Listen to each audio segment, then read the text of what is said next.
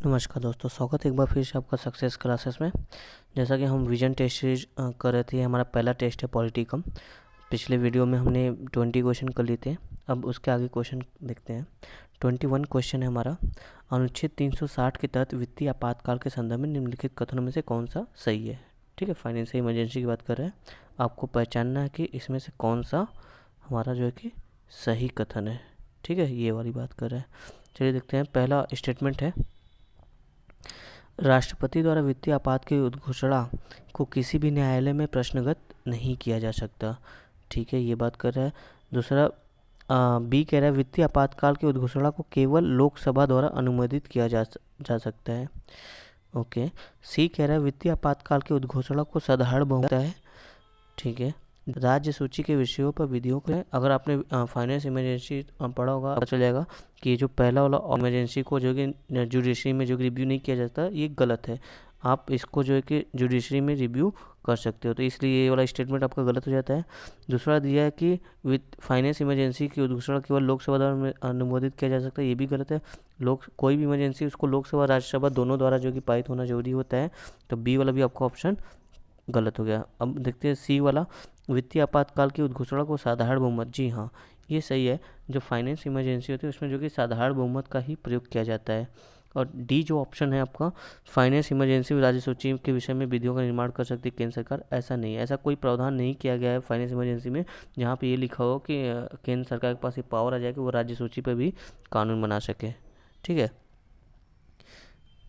चलिए ये हमारा रहा फाइनेंस इमरजेंसी। फाइनेंस इमरजेंसी की कुछ बातें और समझ लेते हैं।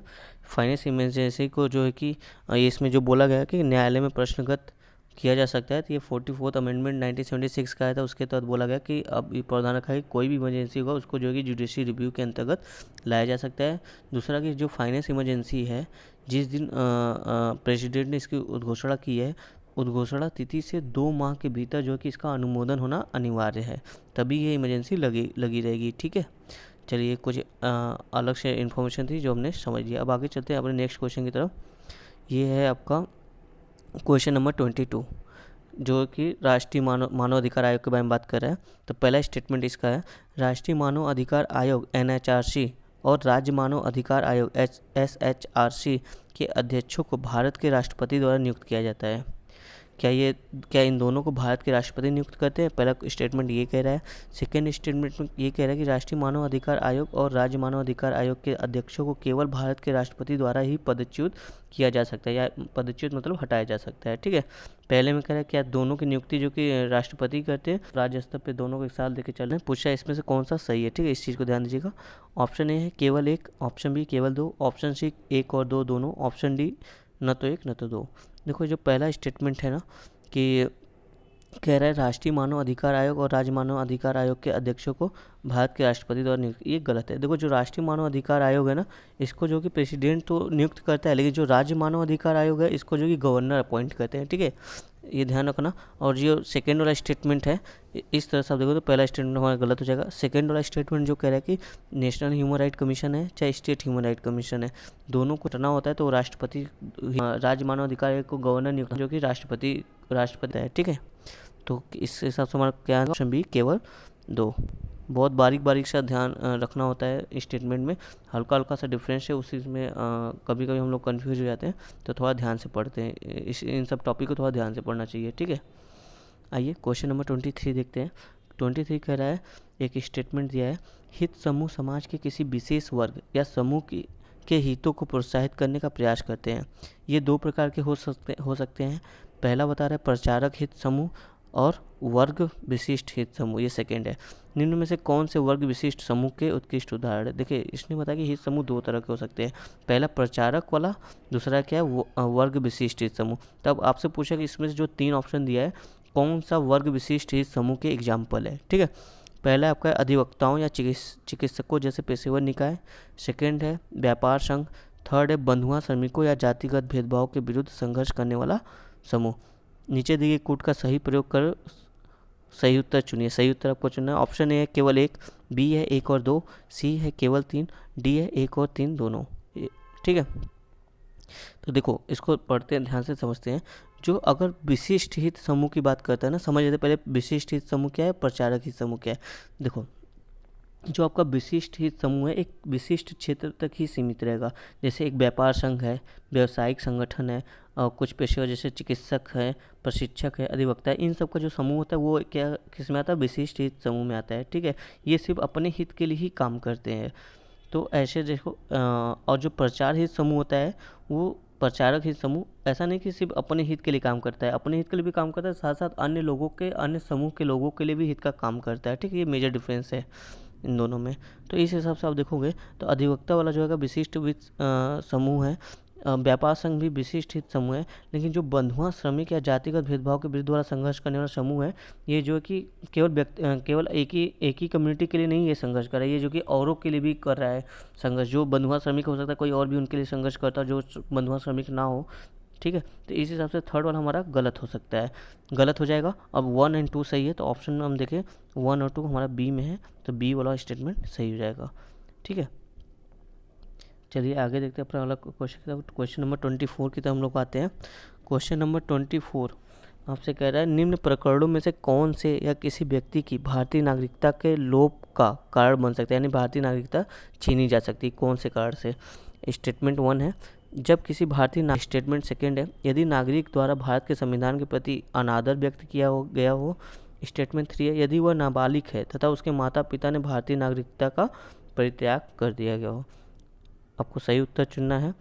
ऑप्शन ए केवल 1, ऑप्शन बी केवल 1 और 3, ऑप्शन बी केवल 2 और 3, ऑप्शन डी 1, 2, 3। देखो अगर हमने ये जो नागरिकता वाला जो हमारा आर्टिकल है शुरू में ही भाग 2 में अगर इसको पढ़ा होगा तो आपको बड़े बड़े मतलब सीधा सा ये स्टेटमेंट दिया गया, एकदम समझो आपको जो चैप्टर है उसमें से उठा के सीधा सीधा स्ट्रेट फॉरवर्ड स्टेटमेंट रख दिया, कुछ इसमें तोड़ मरोड़ या ट्विस्ट नहीं किया है। तो इसको आप इजी क्वेश्चन में ले सकते हो। आपको दिखेंगे जब भाग 2 में नागरिकता संबंधी जो प्रावधान है उसमें साफ साफ लिखा गया है कि जब किसी भारतीय नागरिक द्वारा स्वेच्छा से किसी अन्य देश की नागरिकता ग्रहण कर ली जाएगी तो उसकी नागरिकता लोप हो जाएगी। तो स्टेटमेंट 1 सही है। स्टेटमेंट 1 सही है तो हमारा जो ऑप्शन सी है, आप देखो 2 और 3 दिया है, केवल ये वाला गलत हो गया। बचा क्या, ए, बी और डी। अब दूसरा देखो यदि नागरिक द्वारा भारत के संविधान के प्रति अनादर व्यक्त किया गया हो तो ये भी सही है कि इस आधार पर भी जो कि नागरिकता का लोप हो सकता है। तो ये वाला भी हमारा ऑप्शन कट गया और ये वाला भी केवल 1 भी कट गया। तो अपने आप मेरा आंसर आ गया 1, 2, 3। यदि ये मेरा हमको 3 भी नहीं पता होता तो भी मेरा आंसर आ गया। तो आप एलिमिनेशन मेथड का प्रयोग किया करिए, तो इससे आपको मैक्सिमम चांसेस है कि आप सही आंसर तक पहुंच जाएंगे। थर्ड वाला स्टेटमेंट देखिए यदि वह नाबालिग है तो तथा उसके माता पिता ने भारतीय नागरिकता का परित्याग कर। जी हाँ, अगर कोई बच्चा नाबालिग है, उसके माता पिता जो कि भारतीय नागरिक नहीं है, तो वो भी भारत का नागरिक नहीं होगा। एक बार जब वो बालिग हो जाएगा तो यहाँ पर रजिस्ट्रेशन करके आवेदन करके फिर से वो यहाँ का नागरिक अगर वो बनना चाहे तो बन सकता है। ठीक है, लेकिन नाबालिग है तब तक नहीं होगा। तो 24 का हमारा ऑप्शन जो सही होगा वो डी होगा। 1, 2, 3 तीनों स्टेटमेंट सही है। आइए नेक्स्ट क्वेश्चन चलते हैं। 25 क्या कह रहा है हमारा 25 कह रहा है निम्नलिखित में से कौन सा या से भारतीय संविधान की परिसंघीय विशेषताएं हैं। ठीक है, भारतीय संविधान की फेडरल सिस्टम वाली जो विशेषताएं वो पूछा है, इनमें से कौन से। एक पहला है एकल संविधान, दूसरा है द्विसदनीयता, तीसरा है एकीकृत न्यायपालिका। नीचे दिए गए कोड का प्रयोग कर सही उत्तर चुनिए। ऑप्शन ए है केवल 1 और 2, बी है केवल 2, सी है 1 और 3, डी है 1, 2, 3 तीनों। ठीक है, सही उत्तर आपका जो इसमें होगा वो होगा बी। बी क्यों केवल 2? क्योंकि देखो एकल संविधान और एकीकृत न्यायपालिका ये जो स्टेटमेंट है ना, ये परिसंघी की बात नहीं करता, ये एकात्मक सरकार की बात करता है। ठीक है, जो जिस सरकार की स्वरूप जो कि एकात्मक होता है उसमें जो कि एकल संविधान और एकीकृत न्यायपालिका देखो मिलती है। थोड़ा इसको और अच्छे से समझ लेते हैं डिटेल से एक्सप्लेनेशन 3 से। आइए देखते हैं।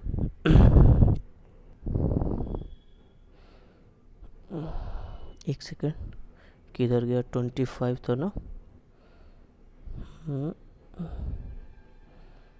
जी हाँ। देखिए आप ऐसे समझा करिए ना, अगर आपको समझने में दिक्कत हो रहा है कि कौन सा आ सकता है कौन सा नहीं आ सकता परिसंघीय व्यवस्था में और आपका जो कि एकल व्यवस्था में। ठीक है, अगर परिसंघीय व्यवस्था है तो उसमें ऑब्वियस है सेंटर और स्टेट दोनों को मिला के चलेगा। ठीक है, उसमें मतलब सेंटर के भी को पावर रहेगा पर उसके साथ साथ स्टेट को भी पावर रहेगा। अगर कहीं एकल व्यवस्था या एकात्मक या गैर परिसंघीय विशेषता है तो वहाँ पे केवल देखोगे आप सेंटर का दबदबा रहेगा। तो आप ऐसे पॉइंट के हिसाब से आप खुद ही देख सकते हो कि किसमें जो कि सेंटर को ज़्यादा पावर अगर मिला तो वो जो कि परिसंघीय व्यवस्था के रूप में आ सकता है। गैर परिसंघी व्यवस्था के हिसाब से। ठीक है, देखते हैं हम लोग आपका परिसंघी विशेषताएं क्या क्या है, जिसमें मतलब सेंटर स्टेट दोनों आता है। जैसे सरकार की दोहरी व्यवस्था होगी, केंद्र स्तर पर भी एक, सेंटर स्तर पर भी सरकार होगा, एक राज्य स्तर पर भी होगा। इसी तरह शक्तियों का पृथक्करण जो है आपका, ये भी जो कि परिसंघी व्यवस्था है। क्यों? क्योंकि सेंटर को कुछ पावर दिए गए, स्टेट को भी कुछ पावर दिए गए, जो दोनों का, जैसे आप देखो स्टेट लिस्ट है, सेंट्रल लिस्ट है ना, यूनियन लिस्ट और स्टेट लिस्ट। तो इस तरह से शक्तियों का पृथक्करण किया गया। लिखित संविधान होता है, क्योंकि इससे क्या होता है कि उनके जो पावर अधिकार हैं वो जो कि फिक्स होते हैं, पता होता है सबको कि किसके कौन से पावर हैं, वो मेंशन होता है। संविधान की स्वच्छता होती है, संविधान की अनियमितता होती है, स्वतंत्र न्यायपालिका होता है। देखो एकीकृत न्यायपालिका नहीं होता है, परिसंघी में क्या होता है, स्वतंत्र इंडिपेंडेंट न्यायपालिका होती है। ठीक है, और द्विसदनीयता होती है, लोकसभा राज्यसभा, जिसमें राज्यों का भी, राज्यसभा जो कि राज्यों का जो कि प्रतिनिधित्व के रूप में कार्य करता है। ये हो गया परिसंघी व्यवस्था के कुछ उदाहरण, कुछ बातें।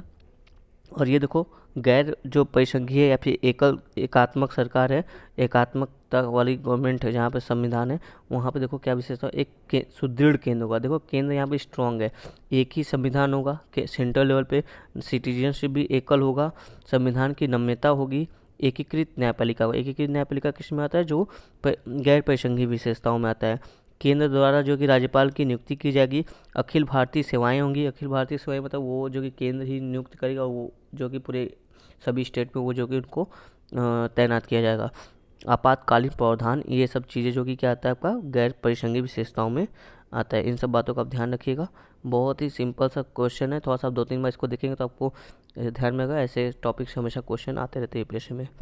चलिए चलते अपने नेक्स्ट क्वेश्चन की तरफ। क्वेश्चन नंबर 26, नीति आयोग के संदर्भ में निम्नलिखित कथनों पर विचार कीजिए। यह एक संविधानेतर निकाय है, आपका पहला स्टेटमेंट बोल रहा है। दूसरा स्टेटमेंट है यह निर्देशात्मक और नीतिगत सहयोग प्रदान करता है, न कि तकनीकी परामर्श। थर्ड स्टेटमेंट बोला है यह एक सहयोगात्मक आधार से शीर्ष यानी बॉटम अप दृष्टिकोण प्रदान करता है। उपयुक्त कथनों में से कौन सा सही है? ऑप्शन ए है केवल 1 और 3, बी है केवल 2 और 3, सी है 1, 2, 3, डी है उपयुक्त में से कोई नहीं। देखो ये तो सही है कि यह एक संविधानेतर निकाय, मतलब इसको संविधान में इसका मेंशन नहीं किया गया। ठीक है, दूसरा है यह निर्देशात्मक नीतिगत सहयोग तो प्रदान करता है, पर यह तकनीकी परामर्श भी प्रदान करता है। क्यों नहीं? अगर कोई टेक्निकल इशू आ गया, अगर उसमें नीति आयोग करता है तो क्यों नहीं? वो तो आप देखते हो बहुत सारे जो कि इनिशिएटिव नीति आयोग ने शुरू किए हैं, वहाँ पर टेक्निकल चीज़ें हैं। ठीक है, स्टेट का कंपटीशन करा के विभिन्न स्टेटों को, तो उसमें तकनीकी चीज़ें भी आती है। तो स्टेट ये जो कि तकनीकी परामर्श भी देता है। तो स्टेट में सेकंड गलत हो गया, सेकंड गलत है, पहला सही है। तो इस हिसाब से देखो ये भी नहीं होगा हमारा, नहीं एक सेकंड, ये हो सकता है, एक सेकंड आप इसको कर करते हैं। आपका जो कि ये वाला सही है, ये वाला गलत है। इस हिसाब से देखो जहाँ पे 2 है उसको काट दो, ये नहीं होगा, या तो 1 और 3 होगा, मतलब 3 वाला सही होगा तो ये होगा, नहीं तो फिर कोई नहीं होगा। तो ये आपका देखोगे तो पहला हमारा सही है, मतलब ये ऑप्शन ए ही होगा। ठीक है, मतलब थर्ड वाला भी सही है। तो इस तरह से आप एलिमिनेट मेथड का प्रयोग किया करिए, तो आप आराम से जो कि क्वेश्चन के आंसर की तरफ पहुंच जाएंगे। चलिए देखिए, यह एक सहयोगात्मक आधार से शीर्ष, हाँ ये दृष्टिकोण जो कि प्रदान करिए, ये तो सही स्टेटमेंट है। ठीक है, ये हो गया नीति आयोग के बारे में। नीति आयोग के बारे में एक और क्वेश्चन था, हमने देखा था पीछे। चलो देखते हैं अगला क्वेश्चन। ये है पूर्ववर्ती भारतीय रियासतों के एकीकरण के संदर्भ में निम्नलिखित युग्मों पर विचार करें। एक तरफ आपका देशी रियासत दिया गया है, दूसरी तरफ इसको कैसे एकीकरण किया गया उस मेथड के बारे में बताया गया है। पहला स्टेटमेंट, हैदराबाद को क्या जनमत संग्रह द्वारा भारत में जोड़ा गया था। दूसरा है जूनागढ़ को सैन्य कार्रवाई द्वारा। थर्ड, कश्मीर को विलय पत्र द्वारा। तो देखो ये बड़ा तो सिंपल लग रहा है, कश्मीर आपको पता है विलय पत्र द्वारा ही हुआ था, तो 3 वाला सही है, जहाँ 3 नहीं वो वाला हटा दो आप। स्टेटमेंट 1 गलत हो गया आपका। तो और देखते हैं, देखो जो हैदराबाद है इसमें सैन्य कार्रवाई हुआ था। ठीक है, और जो जूनागढ़ है ये जनमत संग्रह है। जूनागढ़ देखो अभी हालिया न्यूज़ में था, क्योंकि पाकिस्तान ने अपने मैप में जो कि जूनागढ़ को अपना हिस्सा नया मैप जारी किया था, तो जूनागढ़ को पाकिस्तान में दिखा रहा था। ठीक है, तो इस हिसाब से जो कि ये करंट का आप क्वेश्चन कह सकते हो। तो 3 सही है, तो पहला दूसरा जो कि मिसमैच कर दिया है, वो दूसरा का पहला कर दिया, तीसरा का पहला का दूसरा में कर दिया। तो इस हिसाब से पहला दूसरा स्टेटमेंट गलत है हमारा, और 3 वाला सही। तो ऑप्शन बी इसका सही जगह केवल 3। ठीक है, चलते अपने नेक्स्ट क्वेश्चन था 28। देखो कुछ महोत्सव दिया है, राज्य दिया है, इसको आपको पेयर करना है। तो पहले बोला है अम्बुबाची मेला जो है ये असम में है क्या। दूसरा, चैत्र यात्रा जो होता है महोत्सव, ये उड़ीसा में है, उड़ीसा राज्य से संबंधित है क्या। थर्ड है विशु, विशु महोत्सव क्या उत्तर प्रदेश में होता है। फोर्थ है रंगोली बिहू, क्या ये झारखंड से संबंधित है। उपयुक्त युग्मों में से आपको सही सुमेलित करना है, ये ध्यान रखिएगा। ऑप्शन ए है केवल 1, 3, 4, बी है केवल 1 और 3, सी है आपका 1 और 2, डी है केवल 2 और 3। तो इसका जो सही आंसर है, आप देखो, अब बड़ा फेमस है अम्बुबाची मेला, जो कि असम में, आपने अगर न्यूज़ आप पढ़ते हो तो आपको पता होगा। और चैत्र यात्रा, ये उड़ीसा का ही है, जो कि बड़ा फेमस है। विशु, विशु आप देखोगे तो विशु जो कि केरल का एक त्यौहार है, ना कि जिसमें भगवान विष्णु की पूजा की जाती है, ये उत्तर प्रदेश का नहीं है। तो थर्ड गलत हो गया हमारा, तो जहाँ थर्ड है वो हटा दो। 1 और 2 सही है, तो इस हिसाब से ऑप्शन सी सही है, और डी वाला तो अपने रंगोली बिहू, रंगोली बिहू भी जो कि बिहू जहाँ पे आता है वो समझ जाओ सीधे सीधे असम का वो फेस्टिवल है, ठीक है।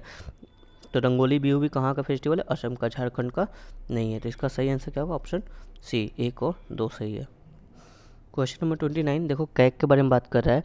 कैग के संदर्भ में आप पूछा है कि निम्न में से कौन से कथन, कौन सा सही नहीं है। आपको जो सही नहीं है स्टेटमेंट वो बताना है, ठीक है। 29 का क्वेश्चन है, ऑप्शन ए कह रहा है यह भारत की संचित निधि का लेखा परीक्षण करने हेतु अधिकृत है। ओके। ऑप्शन बी कह रहा है कैग भारत के राष्ट्रपति के समक्ष वार्षिक लेखा परीक्षण प्रतिवेदन प्रस्तुत करता है, ठीक है। ऑप्शन सी कह रहा है कैग केंद्र और राज्य दोनों सरकारों के लेखाओं का संकलन और अनुरक्षण करता है, ओके। ऑप्शन डी कह रहा है कैग को उन्हीं आधारों और उसी रीति से हटाया जा सकता है जिन पर उच्चतम न्यायालय के न्यायाधीश को हटाया जाता है। देखो यहाँ पे जो पहला आपको गलत पूछा है, तो ध्यान देना होगा कि आपको कौन सा सही है कौन सा गलत ये पूछा है, ठीक है। जो पहला स्टेटमेंट है, यह भारत की संचित निधि का लेखा परीक्षण करने तो अधिकृत है, ये सही स्टेटमेंट है। सेकेंड वाला स्टेटमेंट है कैग भारत के राष्ट्रपति के समक्ष वार्षिक लेखा परीक्षण प्रतिवेदन, ये भी सही है, राष्ट्रपति को ये अपना रिपोर्ट देता है। थर्ड है कि कैग केंद्र और राज्य दोनों सरकारों की लेखाओं का संकलन, गलत है, ये वाला गलत है। देखो क्यों गलत है, कि कैग जो कि 1976 से पहले आप देखोगे दोनों राज्यों के, केंद्र और राज्य दोनों के लिए करता था, लेकिन अब ये जो कि केंद्र के लिए नहीं करता, ये सिर्फ राज्य सरकारों के लेखाओं का संकलन करता है। तो इस हिसाब से आप देखोगे सी वाला जो आपका स्टेटमेंट गलत है, और डी वाला सही है कि कैग को उन्हीं आधारों पर हटाया जा सकता है जिस आधार पर सुप्रीम कोर्ट के न्यायाधीश को हटाया जाता है। तो इसका हमारा जो सही ऑप्शन होगा ऑप्शन सी हो जाएगा, क्योंकि हमसे सही नहीं पूछा था, ठीक है। चलो चलते आगे देखते हैं next question, question number 30 question आपका जो है कि राष्ट्रीय पिछड़ा वर्ग आयोग के संदर्भ में बात कर रहा है। इसमें भी देखो कौन सा सही नहीं है इस बारे में बात कर रहा है, ठीक है। तो हमारे पास 4 ऑप्शन है, ए बी सी डी, देखते हैं इनमें से कौन सा सही नहीं है। ए ऑप्शन कह रहा है आपका नेशनल कमीशन बैकवर्ड क्लास को संवैधानिक दर्जा प्रदान किया गया है। बी है यह ओबीसी और आंग्ल भारतीय समुदाय दोनों के लिए संवैधानिक एवं विधिक रक्षोपाय के मामलों की जांच करता है, ठीक है। थर्ड कहता है एनसीबीसी के सदस्यों की सेवा और कार्यकाल की शर्तें राष्ट्रपति द्वारा निर्धारित की जाती है, ओके। यह भारत के राष्ट्रपति के समक्ष वार्षिक प्रतिवेदन प्रस्तुत करता है, ओके। देखो इसमें जो चारों स्टेटमेंट है ना, पहला वाला भी सही है, क्योंकि हालिया में जो 108 आपका संविधान संशोधन हुआ था, उसके तहत जो है कि 2018 में एनसीबीसी को जो कि संवैधानिक दर्जा प्रदान किया गया था, ठीक है। 2018 में इसको स्टैट्यूटरी बॉडी का दर्जा दिया गया है। और दूसरा स्टेटमेंट जो कह रहा है, दूसरे से आने से पहले थर्ड पार्ट है, इसका जो सेवा और कार्यकाल की शर्तें हैं ये जो कि राष्ट्रपति द्वारा ही निर्धारित की जाती है, और यह अपना वार्षिक प्रतिवेदन जो कि राष्ट्रपति को ही देता है, ये भी सही है। देखो सेकेंड स्टेटमेंट क्यों गलत हो गया, देखो ये अन्य पिछड़ा वर्ग का तो काम करता है, उसके बारे में सोचता है, उसके लिए जो कि विधिक रक्षोपाय उपाय की जांच तो करता है, लेकिन जो आंग्ल भारतीय समुदाय है ना, इसके लिए जो कि ये काम नहीं करता है। इसके लिए जो कि आपका नेशनल कमीशन जो कि एससी के लिए कमीशन बनाया गया है, ये उसके अंतर्गत आता है, ना कि एनसीबीसी में आता है, ठीक है। तो इसलिए जो हमारा बी वाला स्टेटमेंट है वो गलत हो जाता है। तो इस हिसाब से हमारा जो सही आंसर होगा ऑप्शन होगा वो बी होगा, ठीक है। चलिए चलते हैं अपना अगले क्वेश्चन पे। यहाँ पे क्वेश्चन नंबर 31 है प्रवासी भारतीय नागरिक ओसीआई होल्डर ओसीआई कार्ड धारक के संदर्भ में निम्नलिखित कथनों पर विचार करें। चलिए देखते हैं 31 क्या कहता है हमारा। पहला स्टेटमेंट है कोई व्यक्ति जो अन्य देश का नागरिक है किंतु संविधान लागू होने के पश्चात किसी भी समय भारत का नागरिक था, ओसीआई कार्ड प्राप्त करने तो पात्र है, ठीक है। पहला स्टेटमेंट ये बता रहा है आपका। सेकंड है ओसीआई कार्ड धारक किसी भी उद्देश्य से भारत आने के लिए अनेक बार प्रवेश बहुउद्देशीय आजीवन वीज़ा के हकदार होते हैं, ठीक है, किसी भी उद्देश्य से, ये ध्यान रखिएगा। थर्ड क्या है ओसीआई कार्ड धारक लोक नियोजन के मामलों में अवसर की समता के अधिकार का लाभ प्राप्त करते हैं। थर्ड वाला भी आपने स्टेटमेंट पढ़ लिया। अब पूछा उसमें से कौन सा सही है, ये भी बार बार मैं आपको कह रहा हूँ, इसे ध्यान दिया करिए, कभी सही पूछता है कभी सही नहीं पूछता है, जल्दबाजी ना हो, इसको ध्यान से करिए, ठीक है। ऑप्शन ए है केवल 1 और 2, ऑप्शन बी है केवल 3, सी है 2 और 3, डी है 1 2 3। देखो जो इसका सही आंसर है ना, ये थर्ड वाला अगर आप स्टेटमेंट निकालो, देखो ध्यान से पढ़ो, जो थर्ड वाला है ये आर्टिकल 16 है। आर्टिकल 16 में जो है कि बोला गया है कि अवसर की समता, देख लो ये हमारा फंडामेंटल राइट है। और आर्टिकल 16 जो है कि केवल भारतीय नागरिकों के लिए जो भारत में रहते हैं, ठीक है, उनके लिए, ना कि कोई ओसीआई कार्ड होल्डर हो या फिर एनआरआई हो या फिर कोई भी विदेशी हो, उसको ये जो कि आर्टिकल जो कि इस आर्टिकल के अधिकार से उसको जो है कि बाहर रखता है। तो ओसीआई कार्ड धारक जो कि अवसर समता का लाभ नहीं उठा सकता, ठीक है, कहीं भी जो है कि जॉब वगैरह में। तो ये गलत हो गया, जो हमारा थर्ड वाला स्टेटमेंट गलत है। तो अगर हम इसको कट करें तो देखो डी गलत हो गया, सी गलत हो गया, बी भी गलत हो गया, ए और दो, एक और दो दोनों हमारा सही, ए बच गया। तो ए वाला ऑप्शन सही है, यानी कि पहला और दूसरा स्टेटमेंट जो है कि सही है, जो बता रहा है कि कोई व्यक्ति जो अन्य देश का नागरिक है फिलहाल, लेकिन संविधान लागू होने से पहले वो भारतीय नागरिक था, तो उसको ओसीआई कार्ड प्राप्त करने का वो पात्र है, ठीक है, एलिजिबल है, वो ओसीआई कार्ड ले सकता है। और ओसीआई कार्ड धारक जो कि भारत पे कभी भी किसी भी समय कितनी बार भी जो कि आजीवन जो कि वीज़ा का हकदार होता है भारत में आने के लिए। ये भी सही है। तो हमारा जो सही आंसर होगा ऑप्शन ए 1 और 2, ठीक है। और चलते हैं नेक्स्ट क्वेश्चन की तरफ। क्वेश्चन नंबर 32, भाषाई अल्पसंख्यक वर्गों के लिए विशेष अधिकारी के संदर्भ में निम्नलिखित कथनों पर विचार करें। देखो विशेष अधिकारी के भाषाई अल्पसंख्यक के बारे में बात कर रहे हैं। स्टेटमेंट 1 है, मूल रूप से भारत के संविधान में भाषाई अल्पसंख्यक वर्गों के लिए विशेष अधिकारी के संबंध में कोई प्रावधान नहीं किया गया। ये ध्यान देना कि आपसे पूछ रहा है, ये कह रहे हैं मूल रूप में जब संविधान हमारा बना था तब कोई विशेष अधिकारी का प्रावधान नहीं किया गया था, ठीक है। सेकेंड स्टेटमेंट आपका है, यह अधिकारी अल्पसंख्यक कार्य मंत्रालय के अधीन होता है। क्या आपको बताना क्या ये सही है कि क्या वो माइनॉरिटी मिनिस्ट्री के अंतर्गत ही काम करता है। थर्ड आपका है, यह अपना वार्षिक प्रतिवेदन केंद्र सरकार को प्रस्तुत करता है, ठीक है। ये 3 स्टेटमेंट है, आपको बताना है इसमें से कौन सा सही है। ऑप्शन ए है केवल 1 और 3, बी है केवल 1 और 2, सी है 1 2 3, डी है उपयुक्त में से कोई नहीं। तो चलिए फटाफट से देखते हैं। ये थर्ड वाला स्टेटमेंट तो सही है कि अपना जो वार्षिक प्रतिवेदन है, एक सेकंड, केंद्र सरकार नहीं, ये देखो थर्ड वाला स्टेटमेंट गलत है। ये अपना वार्षिक प्रतिवेदन जो कि केंद्र सरकार को नहीं देता है, बल्कि ये जो कि राष्ट्रपति को जो कि अपना वार्षिक प्रतिवेदन देता है। तो थर्ड वाला हमारा स्टेटमेंट गलत है, जहाँ जहाँ थर्ड उसको आप काट दीजिए। ए गलत हो गया, सी वाला ऑप्शन गलत हो गया, बच्चा 1 और 2, बी और डी। अब देखो 1 और 2 में से अगर मेरा कोई भी स्टेटमेंट हमको पता है कि सही है तो आराम से मेरा आंसर बी होगा, अगर दोनों गलत होगा तो ही मेरा आंसर डी होगा। तो देखो पहला स्टेटमेंट क्या करें, मूल रूप से भारत के संविधान में भाषाई अल्पसंख्यक वर्गों के लिए विशेष अधिकारी के संबंध में कोई प्रावधान नहीं किया गया था, ठीक है। तो ये बात सही है। आर्टिकल 350 आप देखोगे तो आर्टिकल 350 बी, ये 350 बी मतलब ऐड हुआ, मतलब ये जब मूल रूप संविधान बना था तब नहीं था, ये बाद में इसको ऐड किया गया, ठीक है। वहाँ पे जो कि भाषाई अल्पसंख्यक अधिकारी को नियुक्त किया गया, 7th कॉन्स्टिट्यूशन अमेंडमेंट हमारा किया गया था 1956 में, तब जाके ये जो कि एक भाषाई अल्पसंख्यक अधिकारी की नियुक्ति का प्रावधान संविधान में किया गया। तो यहाँ पे सही बोल रहा है कि मूल संविधान में इसका कोई प्रावधान नहीं था। तो एक सही है, तो ऑटोमेटिक समझो कि हमारा 2 भी सही है। यह माइनॉरिटी मिनिस्ट्री के अंतर्गत ही कार्य करता है। तो हमारा जो ऑप्शन सही होगा वो ऑप्शन ए सही होगा, ऑप्शन बी सही होगा, 1 और 2, 3 नहीं, 3 वाला तो गलत है क्योंकि ये राष्ट्रपति को अपना जो कि रिपोर्ट देता है, ठीक है। चलो नेक्स्ट क्वेश्चन की तरफ चलते हैं। 33 क्वेश्चन हमारा कहता है, किसी देश के संविधान और राज्य व्यवस्था के संदर्भ में निम्नलिखित कथनों में से कौन सा सही है। ये संविधान और राज्य व्यवस्था का बेसिक बातें पूछ रहा है, उसके कुछ विशेषताएं चलिए हम देखते हैं। पहला स्टेटमेंट कह रहा है, संविधान किसी क्षेत्र में निवास करने वाले व्यक्तियों के मध्य परस्पर संबंधों के साथ साथ व्यक्तियों और सरकार के मध्य संबंध को भी निर्धारित करता है। जी हाँ, ये स्टेटमेंट बिल्कुल सही है। सेकंड कह रहा है, यह आवश्यक नहीं कि ऐसे सभी देशों में जहाँ संविधान लागू है वहाँ लोकतांत्रिक शासन व्यवस्था विद्यमान हो। ये भी सही है, जरूरी नहीं कि जहाँ पे अगर संविधान है तो वहाँ पे डेमोक्रेसी ही हो। बहुत से ऐसे देश है जहाँ पे कॉन्स्टिट्यूशन है पर डेमोक्रेसी नहीं है, वहाँ पे राजशाही, जैसे आप देख लो सऊदी अरेबिया, यूएई, यहाँ पे जो कि यूएई में आप देख लो, कतर में देख लो, डेमोक्रेसी है पर थोड़ा सा राजशाही भी है यहाँ पे, ठीक है। तीसरा स्टेटमेंट है, संविधान द्वारा सरकार की शक्तियों की सीमाएं निर्धारित की गई। जी हाँ, अगर संविधान द्वारा सरकारी शक्तियों की सीमाएं ना हो तो सरकार अपने उद्देश्य की पूर्ति के लिए किसी भी हद तक जा सकती है, जिसमें जो कि हमारे जो नागरिक हैं उनको बहुत सारी परेशानियों को झेलना पड़ेगा और उनका स्वतंत्रता जो है कि खतरे में आ सकता है। तो ये भी सही है। के हिसाब से आप देखो कि हमारा तीनों स्टेटमेंट सही है, तो हमारा जो सही ऑप्शन होगा वो ऑप्शन सी होगा, 1, 2 और 3। ठीक है, चलते हैं नेक्स्ट क्वेश्चन की तरफ। क्वेश्चन नंबर 34, संविधान की दूसरी अनुसूची निम्नलिखित में से किनकी परिलब्धियों और विशेषाधिकारों से संबंधित है। स्टेटमेंट 1 है आपका राज्य विधान, आपका सेकेंड अनुसूची के बारे में बात कर रहा है, सेकेंड शेड्यूल के बारे में। पहला है राज्य विधानसभाओं के अध्यक्ष, दूसरा है प्रधानमंत्री, तीसरा है उच्च न्यायालयों के न्यायाधीश, चौथा है लोकसभा के में विपक्ष का नेता। नीचे दिए गए कोड का प्रयोग कर सही उत्तर चुनिए। ऑप्शन ए है केवल 1 और 3, बी है 1, 3 और 4, डी है 2 और 4, डी है 1, 2, 3, 4। देखो सेकेंड अनुसूची में जो कि प्रधानमंत्री के बारे में तो बात नहीं की गई है, तो जहाँ जहाँ प्रधानमंत्री 2 ऑप्शन वो कट कर दो आप, ये कट हो गया। ठीक है, अब बचा 1, 3 और 4, मतलब 1 सही है, 3 सही है, चौथा हमको देखना है।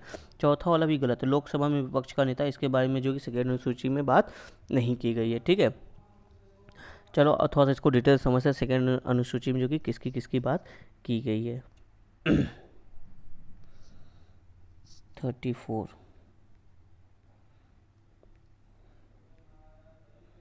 एक सेकेंड, हाँ देखो दूसरी अनुसूची में दूसरी अनुसूची में निम्नलिखित परिलब्धियों, भत्तों, विशेषाधिकार आदि के प्रावधानों का संबंधित है। किसके किसके, इसमें देखो भारत के राष्ट्रपति की बात करता है, भारत के राज्यपाल के विषय में बात करता है, लोकसभा का अध्यक्ष और उपाध्यक्ष दोनों की बात करता है, इसी तरह राज्यसभा के सभापति और उपसभापति इन दोनों की बात करते हैं।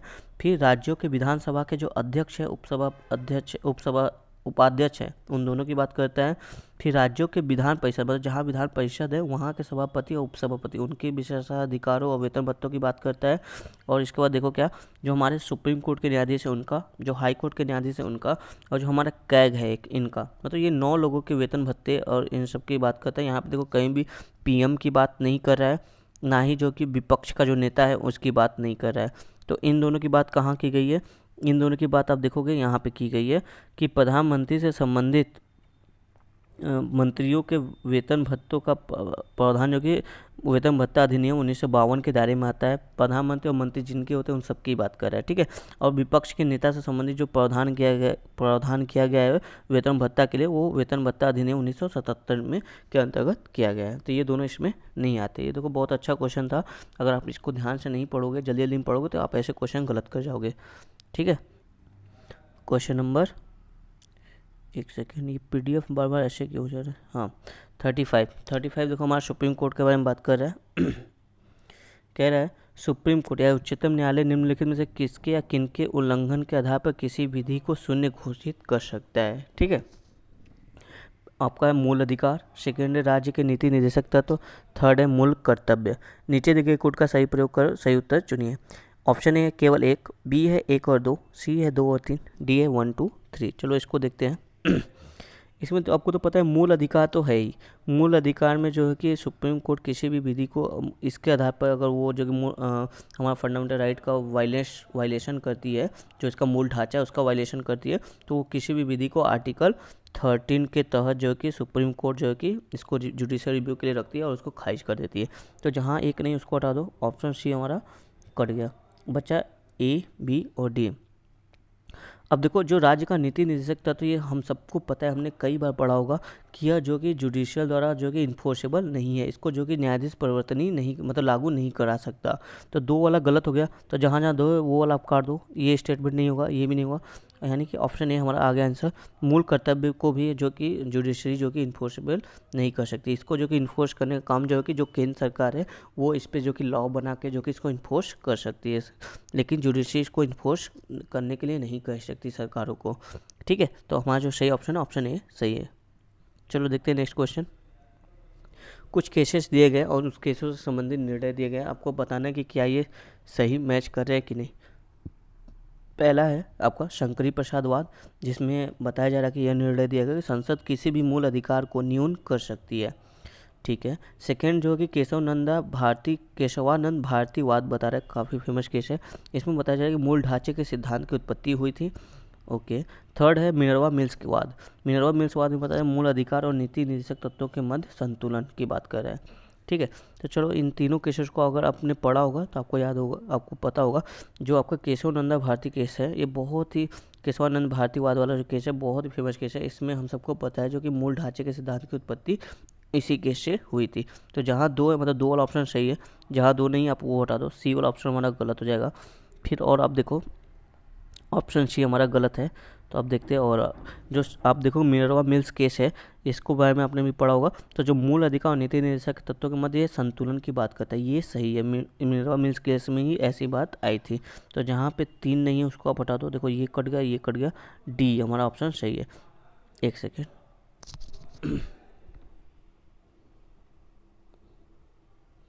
सॉरी वो कट हो गया था गलती से। तो इसका जो सही आंसर होगा क्या, कौन सा होगा, ऑप्शन डी। मतलब ये तीनों केसेस सही हैं। हमारा जो शंकरी प्रसाद वाद केस था, देखो शंकरी प्रसाद वाला मुझे खुद ही नहीं याद आता कि इसमें ये वर्डिक्ट दिया गया था नहीं या नहीं, इसलिए मैं पहले जो मुझे पता था उस हिसाब से चल रहा था। तो शंकरी प्रसाद वाद वाला भी सही है कि संसद किसी भी मूल अधिकार को न्यून कर सकती है, ऐसा जो कि वर्डिक्ट शंकरी प्रसाद वाले केस में आया था। तो इस तरह से आप एलिमिनेशन मेथड को यूज करके भी आप सही आंसर तक पहुँच सकते हो। ठीक है, 37 क्वेश्चन में देखते हैं। 37 क्वेश्चन आपका कहता है, सशस्त्र बलों के सदस्यों के मूल अधिकार को प्रतिबंधित करने वाली विधि निर्माण की शक्ति केवल संसद में निहित है। ओके। सेकेंड है, मानव दुर्व्यापार एवं बलात् श्रम के संबंध में विधि निर्माण की शक्ति संसद और राज्य विधानमंडल दोनों को प्राप्त है। ओके। उपयुक्त कथनों में से कौन सा सही है, आपको सही स्टेटमेंट बताना है। सही पूछा, ऑप्शन ए है केवल एक, ऑप्शन बी है केवल दो, सी है एक और दो दोनों, डी है न तो एक न तो डी। तो देखो पहला स्टेटमेंट जो है वो सही है कि आर्टिकल 35 के तहत ये प्रावधान किया गया, केंद्र सरकार जो है कि ये तय करेगी, केंद्र सरकार जो कि इस संबंध में विधि बनाएगी, मतलब मूल अधिकार से संबंधित कोई भी उस पर कानून बनाना है, फंडामेंटल राइट से संबंधित, तो उस पर कानून बनाने का अधिकार किसको है, केंद्र सरकार को है।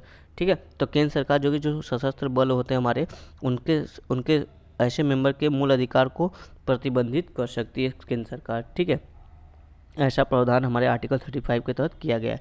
तो ये वाला सही है। देखो यहाँ पे दिया है मानव दुर्व्यापार एवं बलात् श्रम के संबंध में विधि निर्माण की शक्ति की बात करना। तो ये क्या है, ये हमारा आर्टिकल 20, ये हमारा जो कि फंडामेंटल राइट है। ठीक है, इस पे जो फंडामेंटल राइट पर भी मैंने बताया कि इस पे जो भी कानून बनेगा या इसको दंड करने का जो भी प्रावधान होगा, ये सब कौन बनाएगा, इस पे कानून संसद बनाएगा, ना कि राज्य विधानमंडल। तो ये इसमें बोला कि राज्य विधानमंडल और संसद दोनों बना सकते हैं, इसलिए ये स्टेटमेंट गलत हो गया। तो दो वाला गलत है, आपसे सही स्टेटमेंट पूछा है तो ऑप्शन ए आपका सही हो जाएगा, केवल एक। ठीक है, और एक चीज़ देख लो, जो अस्पृश्यता है, जिसपे दंड करने का प्रावधान दिया गया है, उस पर भी जो कि कानून केवल संसद बना सकती है आर्टिकल 70 की तरह, ना कि आपका ये राज्य सरकार कानून नहीं बना सकती है। मूल अधिकार से संबंधित कोई भी जो कानून होगा वो संसद ही बनाएगी। ठीक है, चलो क्वेश्चन नंबर 38 देखते हैं, अपने अगले क्वेश्चन की तरफ चलते हैं। माइनॉरिटी वर्ग से पूछा है, अल्पसंख्यक वर्गों के हितों के संरक्षण हेतु निम्नलिखित में से कौन सा या से अधिकारों को संविधान द्वारा संस्कृति और शिक्षा संबंधी अधिकारों के तहत प्रत्याभूत किया गया है। ठीक है, पहला आपका स्टेटमेंट है, अपनी रुचि के शिक्षा संस्थानों की स्थापना और उसके प्रशासन का अधिकार। ओके। दूसरा है, अपनी भाषा, लिपि या संस्कृति को सुरक्षित रखने का अधिकार। ओके। थर्ड है, बच्चों को अपनी भाषा में शिक्षा प्राप्त करने का अधिकार। ये 3 स्टेटमेंट दिया गया, आपको बताना कि अल्पसंख्यक वर्गों के संरक्षण के जो हमारे मूल अधिकार में प्रावधान किया गया, क्या वो सब तीनों में से आपको सही चुनना है। ठीक है, ऑप्शन ए है केवल 1 और 2, बी है 2 और 3, सी है 1 और 3 और डी है 1 2 3 सभी। देखो अगर आपने जो है कि आर्टिकल 29 पढ़ा होगा, तो वहाँ पे जो कि आर्टिकल 29 में आपका धार्मिक और भाषाई दोनों अल्पसंख्यकों की बात करता है। वहाँ पे दोनों अल्पसंख्यकों को जो कि संरक्षण प्रदान किया गया है। और आर्टिकल 30 में जो है कि आपका ये सभी जो आपके प्रावधान दिए गए स्टेटमेंट 1 जो दे रहा है, अपनी रुचि के शिक्षा संस्थानों की स्थापना करना, इसका अधिकार, अपनी भाषा, लिपि या संस्कृति को सुरक्षित रखने का अधिकार, बच्चों को अपनी भाषा में शिक्षा प्राप्त करने का अधिकार, ये तीनों जो कि प्रावधान जो कि आर्टिकल 30 में साफ साफ आपको देखने को मिलेगा, लिखा गया है। एक और प्रावधान उसमें किया गया है, अगर आप देखोगे तो राज्य जो कि आर्थिक सहायता प्रदान करने में किसी भी अल्पसंख्यक जो संस्थान है उसमें भेदभाव नहीं करेगा। ठीक है, तो ये वाला भी एडिशनल नॉलेज के तौर पे आप समझ लीजिए। ये हो गया आपका आर्टिकल 30 के तीनों स्टेटमेंट है, तो ये आपका तीनों सही है, तो ऑप्शन डी जो है कि आपका इसका सही आंसर हो जाएगा। ठीक है, चलते अपने नेक्स्ट क्वेश्चन तक। क्वेश्चन नंबर 39, भारतीय संविधान में निम्नलिखित किस हेतु आपात की उद्घोषणा वाक्यांश का प्रयोग किया जाता है। आपको बताएं, जो आपात की उद्घोषणा वाक्यांश है, ये किसके लिए प्रयोग किया जाता है। ऑप्शन ए है केवल राष्ट्रीय आपात के लिए, बी है केवल राष्ट्रपति शासन के लिए, सी है वित्तीय आपात के लिए, डी है राष्ट्रपति आपात और राष्ट्रपति शासन दोनों के लिए। तो इसका जो सही आंसर है, इसका सही आंसर केवल राष्ट्रपति आपात के लिए। ठीक है, कैसे थोड़ा समझते हैं। आर्टिकल जो 352 हमारा है, अनुच्छेद 352, उसमें लिखा आपात के उद्घोषणा वाला वर्ड लिखा है, ठीक है, जो कि राष्ट्रीय आपात के रूप में इसको लगाया जाता है। जबकि अनुच्छेद 356 है, वहाँ पे साफ साफ लिखा है राज्य की संवैधानिक विफलता के आधार पर, जो कि वहाँ पे राष्ट्रपति शासन या राज्य आपात या संवैधानिक आपात का प्रावधान किया गया है। ठीक है, तो इस आधार पर आप देख सकते हो जो यहाँ पे सही स्टेटमेंट होगा वो ऑप्शन ए होगा, केवल राष्ट्रीय आपात के बारे में, जो कि आपात की उद्घोषणा का वाक्यांश का प्रयोग किया जाता है। क्वेश्चन नंबर 40 आते हैं। उद्देशिका में निम्नलिखित में से कौन सा पद इस धारणा का सर्वश्रेष्ठ वर्णन करता है कि भारत के लोगों को ऐसा व्यवहार करना चाहिए जैसे कि वे एक ही परिवार के सदस्य। प्रियम्बल से ये आपका क्वेश्चन है, पूछा है कि प्रियम्बल में ऐसा कौन सा वर्ड है जिससे ये पता चलता है कि भारत के सभी लोग एक ही परिवार के सदस्य हैं। ऑप्शन ए है समता, बी है अखंडता, सी है समानता, डी है बंधुत्व। तो इसमें देखो आप पढ़ोगे अगर हमारा प्रेमबंध, उसमें जो बंधुत्व वाला वर्ड लिखा है उसका मतलब है कि आपस में भाईचारा के साथ रहना। ठीक है, तो ये जो कि एक ही परिवार के सदस्य के रूप में स्पष्ट करता है। तो इसका जो सही आंसर हो जाएगा ऑप्शन डी हो जाएगा। क्वेश्चन नंबर 41 पे चलते हैं। निम्नलिखित मामले में से कौन सा से अनुच्छेद 19 के तहत प्रत्याभूत मूल अधिकारों का उल्लंघन माना या माने जा सकते हैं। ठीक है, इसमें से पूछे कौन सा आर्टिकल 19 का उल्लंघन माना जा सकता है। स्टेटमेंट 1 है महिलाओं को एक नवीन सूचना तकनीक IT कार्यालय खोलने से निषेध करना। और सेकंड है कुछ जातियों के लोगों को परंपरागत व्यवसाय करने हेतु बाध्य करना। थर्ड है सरकार के प्रशासन से संबंधित सामान्य सूचना प्रदान करने से मना करना। तो आपको सही उत्तर चुनना है। तो ऑप्शन ए है केवल 3, बी है 1 और 3, डी है 1 और 2, सी है 1 और 2 और डी है 1 2 3। ठीक है, तो अगर आप ध्यान से सब स्टेटमेंट पढ़ो तो आर्टिकल 19 अगर आप पढ़ो तो वहाँ पे लिखा गया है कि किसी भी व्यक्ति को कोई भी रोजगार करने का, व्यवसाय करने का अधिकार है। ठीक है, तो यहाँ पे जो महिलाओं को अगर नवीन जो IT कार्यालय आप खोलने से निषेध कर रहे हो तो मतलब आर्टिकल उनके 19 जो है वाक एवं अभिव्यक्ति की स्वतंत्रता वाली बात जो है आप उसकी जो है कि उनका उल्लंघन कर रहे हो। तो ये वाला तो जो है कि आपका एक सेकेंड, पहला स्टेटमेंट है अगर आप उनको ऐसा करने से रोकते हो तो ये आर्टिकल 19 का उल्लंघन माना जाएगा। तो ये इस आधार पे ये वाला तो सही है। देखो एक स्टेटमेंट सही है तो ए वाला ऑप्शन कट गया हमारा जो केवल 3 था। फिर दूसरा स्टेटमेंट कह रहा है ये वाला हमारा सही है। सेकेंड स्टेटमेंट कह रहा है कुछ जातियों को परंपरा, अगर आप किसी जाति को रोकोगे कि आप कोई और व्यवसाय नहीं कर सकते बस उसी व्यवसाय को, मतलब ये भी उनके व्यवसाय का जो एक आर्टिकल 19 में जो दिखा गया है बातें उनको भी आप रोक रहे हो। तो ये इस तरह से भी जो कि आर्टिकल 19 का उल्लंघन माना जा सकता है। ठीक है, थर्ड क्या है देखो आप, थर्ड जो कि सरकार के प्रशासन से संबंधित सामान्य सूचना प्रदान करने से मना करना। जी हाँ, ये भी जो कि आर्टिकल 19 का उल्लंघन करता है क्योंकि ये आपके वाक एवं अभिव्यक्ति का उल्लंघन है। क्योंकि जो RTI बनाया गया था सूचना का अधिकार, इसे जो है कि वाक एवं अभिव्यक्ति की स्वतंत्रता के तहत एक मूल अधिकार के रूप में स्वीकार किया गया है। तो आप सरकार से कोई भी सूचना प्राप्त कर सकते हैं, अगर आपको इससे रोका जा रहा है तो ये आपके आर्टिकल 19 का उल्लंघन माना जाएगा। तो इस हिसाब से आप देखो तीनों स्टेटमेंट सही, इन तीनों के आधार पर अगर आपको रोका जा रहा है तो आपके आर्टिकल 19 का उल्लंघन हो रहा है। तो इसे आप कह सकते हो जो आपका सही आंसर होगा वो 1 2 3 डी वाला ऑप्शन सही होगा। चलिए चलते हैं नेक्स्ट क्वेश्चन पे 42। क्वेश्चन नंबर 42 देखो, दबाव समूह को एक राजनीतिक दल से पृथक करने वाली अनन्य विशेषता निम्नलिखित में से कौन सी है। ठीक है, अनन्य विशेषता मतलब जो प्रमुख विशेषता है जिसके आधार पर जो कि हम लोग एक दबाव समूह और राजनीतिक दल को डिफरेंशिएट कर सकते हैं, उसको आपको बताना है। ऑप्शन ए है दलों के पास राजनीतिक उद्देश्य होता है जबकि दबाव समूह राजनीतिक मुद्दे नहीं उठाते हैं। ओके, बी दबाव समूह के पास एक संगठनात्मक संरचना नहीं होती है जबकि राजनीतिक दलों के पास संगठनात्मक रचना होती है। ओके, सी बोला है दबाव समूह सत्ता प्राप्त करने का प्रयास नहीं करते हैं जबकि राजनीतिक दल सत्ता प्राप्त करने का प्रयास करते हैं।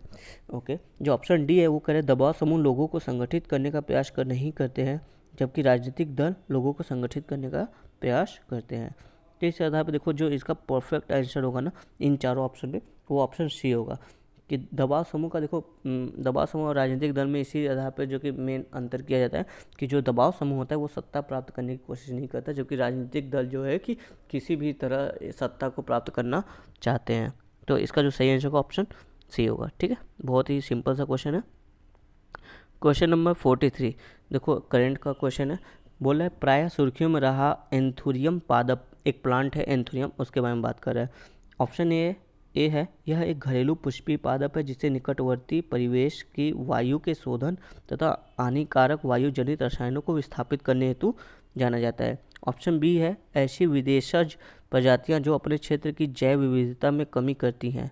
सी है, मृदा से हानिकारक धातुओं एवं रसायनों को अवशोषित करने वाले पादप है। डी है, क्या ये कैंसर का उपचार करने वाला औषधि पादप है। 4 स्टेटमेंट है। अगर आपने न्यूज पढ़ा होगा तो आपको पता होगा, नहीं तो ये ऐसे क्वेश्चन अगर आपको नहीं पता तो आप तुक्का कभी मत लगाइए। बेहतर है कि ऐसे क्वेश्चन को आप स्किप करिए। ठीक है, तो इसका जो सही आंसर होगा ऑप्शन ए सही है। यह एक घरेलू पुष्पीय प्लांट है, फ्लावरिंग प्लांट है, जिसे जो कि निकटवर्ती परिवेश के वायु के शोधन मतलब वायु को साफ करना तथा हानिकारक वायुजनित जो रसायन है उनको विस्थापित करने के लिए जाना जाता है। ये इसका क्वालिटी है। तो ऐसे पौधों को आप जरूर अपने आसपास लगाएं। ठीक है, चलिए इसका जो सही ऑप्शन है ऑप्शन ए है। नेक्स्ट क्वेश्चन में चलते हैं 44। राज्य वित्त आयोग के संदर्भ में निम्नलिखित कथनों पर विचार करें।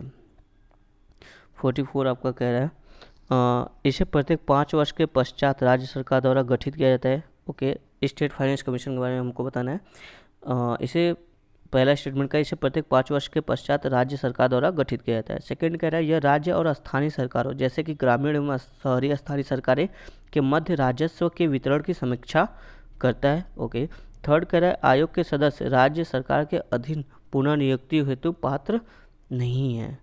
ठीक है, थर्ड स्टेटमेंट ये कह रहा है। उपयुक्त कथनों में से आपको सही चुनना है। जहाँ पे देखो स्टेटमेंट में नहीं है या केवल आता है तो उसको थोड़ा सा ध्यान से गौर करनी चाहिए कि क्या ये वाला स्टेटमेंट 100% श्योर सही है। क्योंकि ऐसे स्टेटमेंट आप देखो ना, ऐसे चांसेस होते हैं, कह सकते हो बहुत ज़्यादा तो नहीं लेकिन 70-80% टाइम आप देखोगे तो गलत ही होते हैं। ठीक है, चलो देखते हैं। जो पहला ऑप्शन इसका है और स्टेटमेंट 1 वो तो सही है 44 का। ठीक है, कि इसको हर 5 साल पे गठित किया जाता है। बी वाला भी सही है, यह जो कि राज्य और स्थानीय सरकारों के मध्य जो कि जो राजस्व का वितरण हुआ है उसकी समीक्षा करता है। और जो थर्ड वाला ऑप्शन इसका है यानी पहला दूसरा सही है, तो आप देखो ये वाला तो नहीं होगा हमारा, ये वाला भी नहीं होगा। थर्ड वाला अब चाहे बी हो सकता है चाहे डी हो सकता है। थर्ड वाला करा कि आयोग के सदस्य राज्य सरकार के अधीन पुनर्नियुक्ति हेतु पात्र नहीं है। ऐसा कहीं नहीं लिखा गया कि इनको पुनर्नियुक्त नहीं किया जा सकता। तो इस आधार देखोगे आप थर्ड वाला स्टेटमेंट हमारा गलत है। तो हमारा जो सही आंसर है ऑप्शन बी सही आंसर होगा 44 का बी। चलिए चलते हैं नेक्स्ट क्वेश्चन की तरफ 45।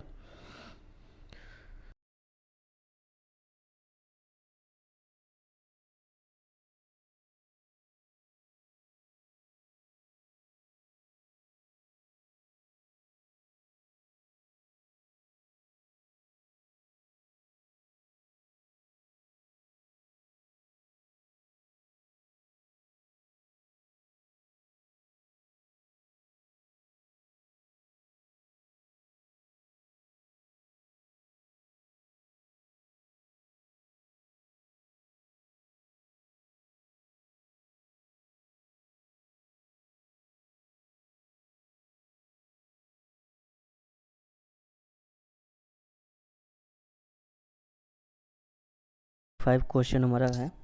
देखो यहाँ पे कुछ दिया गया है, संवैधानिक विशेषताएं दी गई हैं जिनके स्रोत के बारे में सामने दिया गया है। आपको बताना है क्या ये विशेषताएं इन्हीं कंट्री से ली गई हैं हमारे संविधान में। तो पहला है केंद्र एक सेकेंड, केंद्र द्वारा राज्य के राज्यपालों की नियुक्ति। इसका सोर्स बता रहा है कनाडा से हमने इसको लिया है।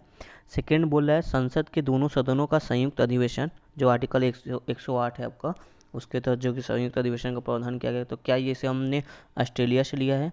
थर्ड है राज्य के नीति निदेशक तत्व, सोवियत संघ से बता रहा है, यूनाइटेड मतलब सोवियत संघ से इसको बता रहा है। तो क्या ये सही है। तो देखो आपको ये बड़ा फेमस है, हमको पता है डीपीएसपी, मैक्सिमम लोगों को जिसने थोड़ा भी ध्यान से पढ़ा होगा तो ये पता होगा जो सोर्स है डीपीएसपी का, ये हमने आयरलैंड से लिया है। तो 3 वाला हमारा स्टेटमेंट गलत है। तो जहाँ जहाँ 3 आप उसको काट दीजिए। ये गलत हो गया, ये गलत हो गया, ये गलत हो गया। हमारा आंसर तुरंत आ गया ऑप्शन केवल 1 और 2।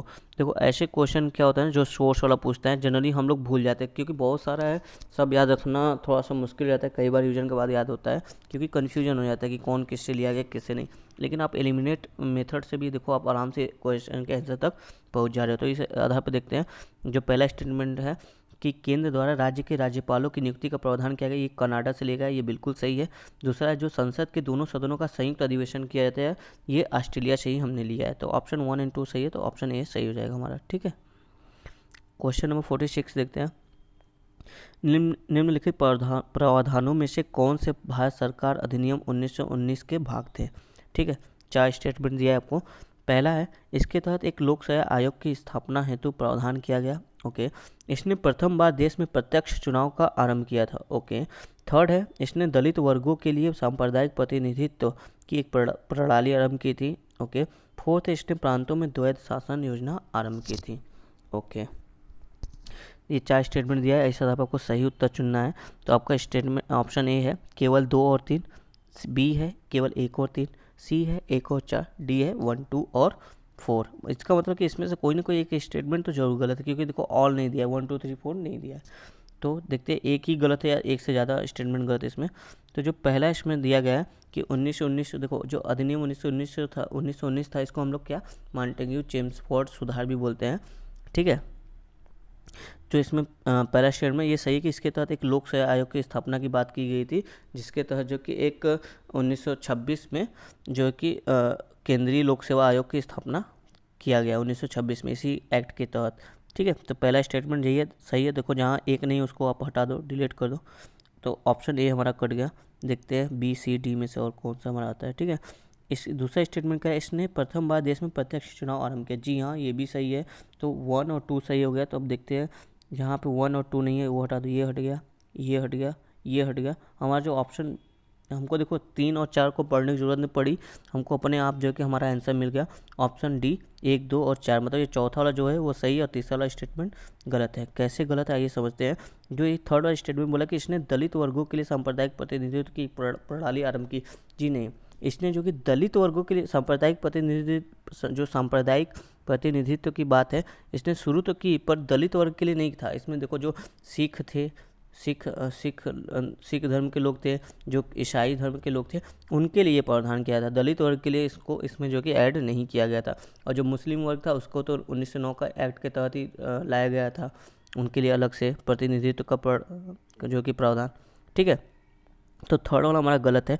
फोर्थ वाला सही है, इसने प्रांतों में द्वैध शासन योजना की आरंभ की। देखो द्वैध शासन मतलब क्या होता है, प्रांत में किया था। ठीक है, मतलब जो प्रोविंस थे उस टाइम, उसमें सेंटर में नहीं किया, केंद्र में नहीं किया था, बस प्रांत में। मतलब कि क्या हुआ, द्वैध शासन मतलब इसने कि जो कि एक तो जो भी सब्जेक्ट थे शासन के, उसको दो भागों में बांट दिया। एक तो इसको और डिटेल से हम लोग पढ़ते थोड़ा तो और अच्छे से क्लियर होगा। एक सेकेंड, 46, एक सेकेंड, 42, 46, हाँ देखो देख लेते हैं अब इसकी क्या क्या विशेषताएं रही हैं। पहला जैसे देखो, इसने जो कि केंद्रीय और प्रांतीय विषयों को विभाजित करके प्रांतों में केंद्रीय नियंत्रण को कम किया। ओके, दूसरा देखो इसने क्या बताया, इसने प्रांतीय विषयों को 2 भागों में बांटा। पहला कौन सा, हस्तांतरित और आरक्षित।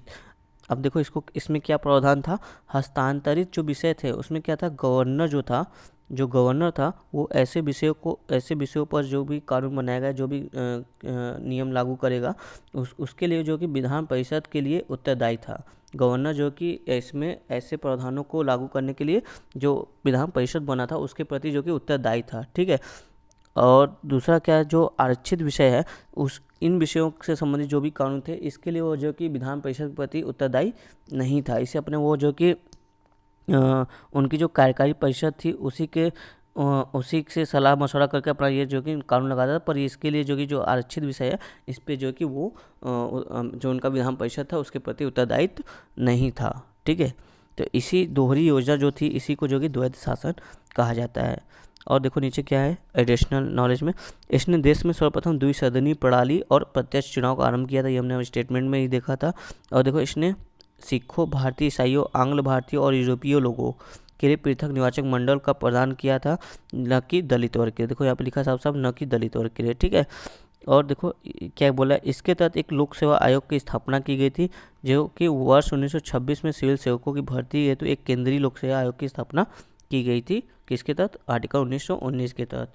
ठीक है, चलते अपने नेक्स्ट क्वेश्चन की तरफ फटाफट से। Question number 47। देखो, हाल ही में सुर्खियों में रहा किस्सा ख्वानी बाजार नरसंहार निम्नलिखित में से किस आंदोलन से संबंधित है? देखो, ये ऑप्शन ए है खुदाई खिदमतगार, बी है पुनप्पा वायलार, सी है स्वदेशी आंदोलन, डी है भारत छोड़ो आंदोलन। तो देखो, इसका जो सही आंसर है आपका वो है खुदाई खिदमतगार। खुदाई खिदमतगार जो वाला रहा है, एक सेकेंड, थोड़ा सा हम लोग खुदाई खिदमतगार के बारे में थोड़ा सा डिटेल में पढ़ लेते हैं, समझ लेते हैं, क्या पता फिर इससे कुछ क्वेश्चन आ जाए। तो देखो, जो खुदाई खिदमतगार था, ये जो हमारा इंडिया था इधर सा, ये जो नॉर्थ वेस्ट प्रोविंस था, नॉर्थ वेस्ट वाला मतलब अफगानिस्तान वाला रीजन, वहाँ पे ये थे, ठीक है। ये एक संगठन था उत्तर पश्चिम सीमांत प्रांत में। ये जो है कि देखो, इन्होंने जो है कि जो इनके जो प्रमुख लीडर थे वो अब्दुल गफ्फार खां थे, और वो जो कि गांधीवादी थे। गांधीवादी क्यों थे? क्योंकि वो जो कि अहिंसक प्रवृत्ति थे, ठीक है। इन्होंने अपनी एक फ़ौज बनाई थी, लेकिन ये जो कि हिंसा के जरिए नहीं, अहिंसा के आधार पर जो कि अपनी ब्रिटिशर से जो कि अपनी लड़ाई या आंदोलन करते थे, ठीक है। इसलिए इनको गांधीवादी भी कहा जाता है। और आगे इनके बारे में थोड़ा सा डिटेल पढ़ लेते हैं। इनको देखो, जो कि लाल कुर्ती भी बोला जाता है। क्यों? क्योंकि इनका जो ड्रेस था, जो इनके जो आर्मी इन्होंने बनाई थी अपनी, उनके जो मेंबर जो ड्रेस पहनते थे वो रेड शर्ट ही पहना करते थे। इनको रेड शर्ट या फिर लाल कुर्ती भी कहा जाता है, या फिर सुर्ख पोश भी कहा जाता है। सुर्ख मतलब लाल कलर होता है, ठीक है। पोश होता है, पोशाक होता है। और इसमें देखो, सिर्फ मेल ही नहीं थे, इसमें जो कि महिलाएं भी शामिल थी इस संगठन में। तो जो महिलाएं थी वो जो कि ब्लैक कलर का जो कि वस्त्र धारण करती थी, ठीक है। फिर देखो 1929 में क्या हुआ, ये जो खुदाई खिदमतगार वाला जो संगठन था, ये जो कि कांग्रेस से जाके मिल गया। और 1947 में जब हमारे देश को आज़ाद किया जा रहा था, तो उस टाइम जब प्रावधान किया जाता है कि कौन से देश भारत में रहेंगे, कौन से देश ब्रिटिश भारत में रहेंगे, तो इन्होंने मांग किया था कि जो हमारा पश्तून है, मतलब नॉर्थ वेस्ट प्रोविंस है, इसको एक अलग स्वतंत्र देश माना जाए पश्तूनिस्तान के रूप में। लेकिन इनकी मांग को जो कि खारिज कर दिया गया था। तो इतनी बातें हमने खुदाई खिदमतगार के बारे में डिटेल में पढ़ा। कभी इन सब इन्फॉर्मेशन से अगर कोई क्वेश्चन आया तो आप इसको आसानी से टैकल कर सकते हैं। चलिए चलते हैं अपने नेक्स्ट क्वेश्चन तक। Question number 48। देखिए, जिसका हम लोग एग्जाम के लिए तैयारी करें उसी आयोग के संबंध में क्वेश्चन पूछ लिया गया है। संघ लोक सेवा आयोग यूपीएससी के संवैधानिक प्रावधानों के संदर्भ में निम्नलिखित कथनों पर विचार कीजिए। स्टेटमेंट 1 है, भारत का संविधान यूपीएससी की सदस्य संख्या को विनिर्दिष्ट करता है। सेकेंड है, यूपीएससी के अध्यक्ष एवं सदस्यों की सेवा शर्तों को निर्धारित करने हेतु संविधान द्वारा भारत के राष्ट्रपति को अधिकृत किया गया है। मतलब कि भारत के राष्ट्रपति जो है कि उनकी सेवा शर्तों को देखते हैं, ऐसा बोला जा रहा है। थर्ड वाला है कि पदच्युति के तरीके का आधार संविधान में विनिर्दिष्ट किया गया है। ये थर्ड, मतलब इनको हटाने का प्रावधान जो कि संविधान में वर्णित किया गया है, ऐसा थर्ड वाला स्टेटमेंट हमारा बोल रहा है। तो आपको सही कथन का चयन करना है, ध्यान दीजिएगा, सही पूछ है। ऑप्शन ए है केवल 1 और 2, बी है केवल 2 और 3, सी है 1 और 3, डी है 1, 2 और 3। तो देखो, जो हमारा यूपीएससी कमीशन है आपका संघ लोक सेवा आयोग, इसको जो कि आर्टिकल 315 में इसका प्रावधान किया गया है।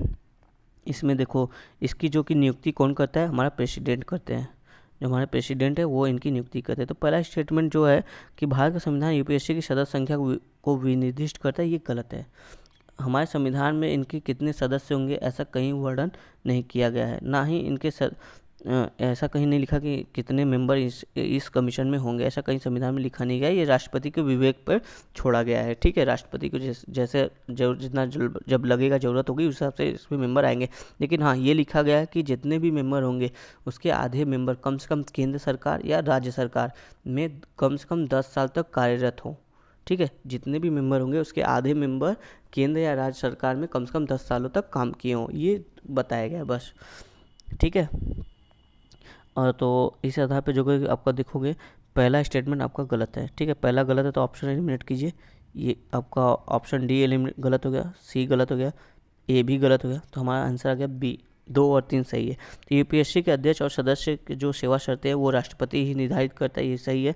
और इनको हटाने का तरीका और जो वो है वो संविधान में दिया गया है, ये भी सही है। तो हमारा जो इसका सही आंसर होगा वो क्या होगा? ऑप्शन ए, केवल 1 और 2। चलिए चलते हैं नेक्स्ट क्वेश्चन की तरफ। सॉरी, पहला वाला तो एक सेकेंड का जो सही आंसर होगा बी होगा ना, 2 और 3। 1 वाला तो गलत हमने पहले ही देखा था, 2 और 3 सही है। चलिए फटाफट से देखते हैं अगला क्वेश्चन। Question number 49। जल्दी जल्दी में ना थोड़ा सा हमसे भी मिस्टेक हो जा रहा है। क्वेश्चन नंबर 49, विशेषाधिकार रीटों के संदर्भ में निम्नलिखित कथनों पर विचार करें। जो विशेषाधिकार रीट है उसके बारे में बात कर रहे हैं। पहला स्टेटमेंट है, निजी और सार्वजनिक प्राधिकरणों के विरुद्ध रीटें जारी की जा सकती हैं। ओके। सेकंड बोल रहा है, उच्चतम न्यायालय की तुलना में उच्च न्यायालयों का रीट क्षेत्राधिकार व्यापक है। उपयुक्त कथनों में से कौन सा सही है? ऑप्शन ए है केवल एक, ऑप्शन बी है केवल दो, ऑप्शन सी है एक और दो दोनों, ऑप्शन डी है न तो एक न तो दोनों न तो दो। ठीक है, तो आप सही उत्तर इसका जो सही आंसर होगा, देखो जो पहला स्टेटमेंट कर ये बिल्कुल सही है कि जो रीट है वो निजी और सार्वजनिक प्राधिकरण दोनों के विरुद्ध जारी किया जा सकता है। और सेकेंड वाला कह रहा है जो कि उच्चतम न्यायालय की तुलना में उच्च न्यायालय यानी हाई कोर्ट, सुप्रीम कोर्ट की तुलना में हाई कोर्ट के पास रीट का क्षेत्राधिकार व्यापक है यानी बड़ा है, ये भी सही है आपका। तो इसके हिसाब क्या सही हो जाएगा आपका? ऑप्शन सी सही हो जाएगा। देखो आप देखोगे सुप्रीम कोर्ट को आर्टिकल 32 के तहत जो कि केवल मूल अधिकार के संबंध में ही रीट जारी करने का अधिकार है, जबकि अगर आप हाई कोर्ट को देखो तो हाई कोर्ट जो कि मूल अधिकार के अलावा अन्य उद्देश्यों से भी रीट जारी कर सकता है। तो इस आधार पर आप देखोगे तो हाई कोर्ट का दायरा जो कि रीट जारी करने का सुप्रीम कोर्ट से ज़्यादा है। ठीक है, तो हमारा जो सही होगा वो ऑप्शन सी सही हो जाएगा। नेक्स्ट क्वेश्चन देखते हैं। भारतीय नागरिकता अधिनियम 1955 के तहत नागरिकता के अर्जन के संदर्भ में निम्नलिखित कथनों पर विचार करें। ठीक है, नागरिकता अर्जन से संबंधित एक क्वेश्चन है। पहला है, भारत में पदस्थ विदेशी राजनयिक के बच्चे जन्म से भारतीय नागरिकता प्राप्त कर सकते हैं। ऐसा स्टेटमेंट 1 बोल रहा है कि क्या वो जन्म से, अगर कोई विदेशी राजनयिक के बच्चे हैं और वो भारत में जन्म लिए तो क्या वो भारतीय नागरिकता प्राप्त कर सकते हैं? दूसरा, यदि कोई विदेशी राज्य क्षेत्र भारत का भाग बनता है तो क्षेत्र के सभी निवासी स्वतः ही भारत के नागरिक बन जाते हैं। तो आपको इसमें से सही चुनना है। ऑप्शन ए है केवल एक, बी है केवल दो, सी है एक और दो दोनों, डी है न तो एक न तो दो। तो देखो इसका जो सही आंसर होगा पहला स्टेटमेंट है, जो बोला ना, जो विदेशी राजनयिक आपके यहाँ हमारे यहाँ जो आए हैं उनके बच्चे अगर भारत में जन्म लेते हैं तो भारत की नागरिकता उनको प्राप्त हो जाएगी, ऐसा नहीं है। ठीक है, उनके जो माता पिता जहाँ के नागरिक होंगे वो बच्चा भी वहीं का नागरिक माना जाएगा, ना कि भारत का, भले ही उसका जन्म भारत में हुआ हो। ठीक है, तो एक गलत है, इस हिसाब से हमारा ये गलत हो जाएगा और एक और दो दोनों जो है ये भी गलत हो जाएगा। तो बच्चा बी और डी। यदि कोई विदेशी राज्य क्षेत्र भारत का भाग बनता है तो क्षेत्र के सभी निवासी स्वतः ही भारत के नागरिक बने। देखो कोई देश विदेशी क्षेत्र अगर भारत ग्रहण करता है, ठीक है, उसको अधिग्रहण कर लिया, उसको जीत लिया, अपने में मिला लिया, तो ऐसा नहीं कि उस देश के सभी निवासी स्वतः ही नहीं नागरिक बन जाएगा हमारे देश के। इसके लिए एक प्रावधान होता है। जैसे एक पांडिचेरी का एग्जाम्पल है, जब पांडिचेरी भारत में शामिल हुआ था तो नागरिकता अधिनियम 1955 के तहत एक आदेश के, जो हमारी केंद्र सरकार होती है वो एक आदेश जारी करती है नागरिकता का। तो जैसे नागरिकता अधिनियम 1955 के तहत पांडिचेरी आदेश 1962 जारी किया गया था, तब जाके जो कि पांडिचेरी के सभी नागरिक जो कि भारत के नागरिक बने थे। इसी तरह अगर कोई विदेशी क्षेत्र हमारे देश में आ जाता है, शामिल हो जाता है, तो उस एक आदेश जारी होगा, उसके बाद जो कि वहाँ के देश जो वहाँ के नागरिक जो कि रजिस्ट्रेशन के थ्रू या जैसे भी जो भी प्रावधान उस आधार पर जो कि भारत के नागरिक बनेंगे। ठीक है, तो इस आधार पे ये वाला गलत हो गया आपका, ये भी गलत हो गया। तो ऑप्शन डी इसका सही है, न तो एक न तो दो। ठीक है, तो ये आज हमारे 50 क्वेश्चन हो गए। आज के लिए इतना ही करते हैं, बाकी फिर कल देखते हैं हम लोग इसके आगे। तब तक के लिए धन्यवाद दोस्तों। अगर आप चैनल पे नए हो, सब्सक्राइब नहीं किए चैनल को, तब चैनल को सब्सक्राइब करके जुड़िए। धन्यवाद।